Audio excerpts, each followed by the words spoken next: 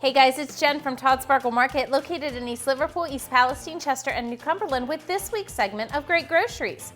Tune in each week for great recipes and money-saving tips from Todd Sparkle Market. Save big at Sparkle this week when we make Sparky's one-pan sausage and veggies. Let's get started. Now, I previously chopped up some of my favorite veggies and sausage, and now I'm just going to pour that into my pan.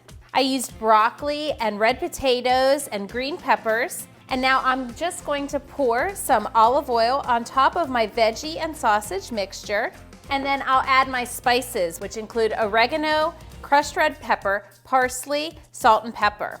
I'll toss that to coat and bake it in the oven for 15 minutes. Take it out, stir my veggies, and bake it in the oven for an additional 15 minutes, and it's ready to serve. Remember, you can always see this recipe made on the web at www.toddsparklemarket.com.